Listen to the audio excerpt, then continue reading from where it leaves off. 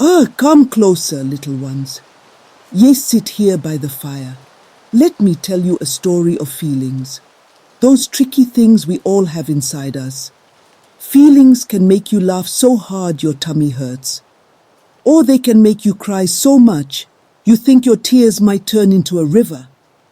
This story is about Amani, a clever girl who lived in Umoja Village. And Umoja had something special, the heart trees. These were no ordinary trees. Their leaves shimmered and glowed with the emotions of the people. When someone felt joy, the tree of joy turned golden. When sadness visited, the tree of sadness shone silver. But one day the trees went dark. The villagers whispered, "What's happened? Why don't the trees glow anymore?" Amani couldn't stop thinking about it. She went to the oldest tree, the tree of knowing, and placed her hand on its bark. It felt cold, like it was asleep. She ran to me. "Maitu, why are the trees quiet?" I smiled. "Ah, my little one, the trees are not quiet. They're waiting." Waiting for what? For us to listen to our hearts. The trees glow when we name and share our feelings, but we've forgotten how to do that. The villagers are too scared or busy to let their feelings out. "What should I do, Maitu?" Amani asked. "Go, my child, talk to the villagers, help them remember." Amani started with Tano, a boy who loved to climb trees and laugh so loudly it made the birds jealous. But today, Tano sat by the river, quiet and still. "Tano, why aren't you playing?" Amani asked. "I don't feel happy anymore," Tano said. "Not even a little?" Tano shook his head. "I used to feel happy when I climbed the big baobab tree, but now it just feels pointless." Amani smiled. "Come on, let's climb it together." They scrambled up the tree, and when they reached the top, Tano let out a laugh, a big bright laugh that filled the air. "This is fun," he shouted. And below them the tree of joy began to glow. A golden light spread through its branches, shimmering like sunlight. "See, Tano," Amani said. "Joy is like sunlight. It's always there, even on cloudy days. You just have to look for it." Next, Amani found Layla, a quiet girl sitting by the well. Her eyes were red, and she clutched a small feather in her hand. "What's wrong, Layla?" "I lost my favorite chicken," Layla whispered. "She was my friend, and now she's gone. I feel so sad."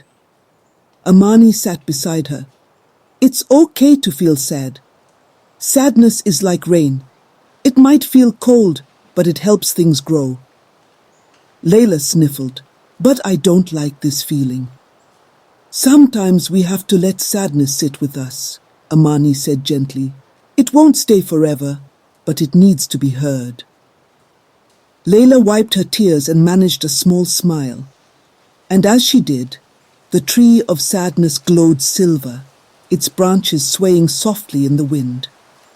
Then there was Mzee Biko, stomping around the village square, muttering under his breath.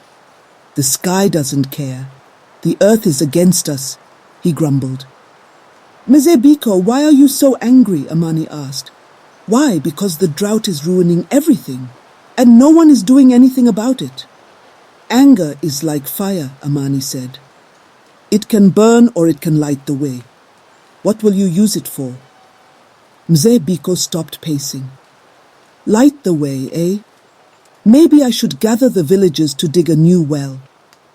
As he spoke, the tree of anger began to glow red, not a harsh, wild red, but a steady, warm light. Finally, Amani called all the villagers to gather under the heart trees. "Feelings aren't bad or good," she told them. "They just are. Joy, sadness, anger, they all have a place, but we have to listen to them." One by one, the villagers shared their feelings. "I feel proud," said Mama Mala, and the tree of love glowed pink. "I feel nervous," said little Juma, and the tree of fear glimmered softly. "I feel hopeful," said Mzebiko, and a soft green light spread through the trees. As they spoke, the heart trees came alive, their lights weaving together into a dazzling rainbow. The village was whole again. So, my little ones, the next time you feel something bubbling inside you, don't stuff it down or hide it away. Give it a name. Let it sit. Feelings are like the heart trees. They need care to shine. And when you honor your feelings, you make your world a little brighter. Goodbye, my little ones. Remember to feel.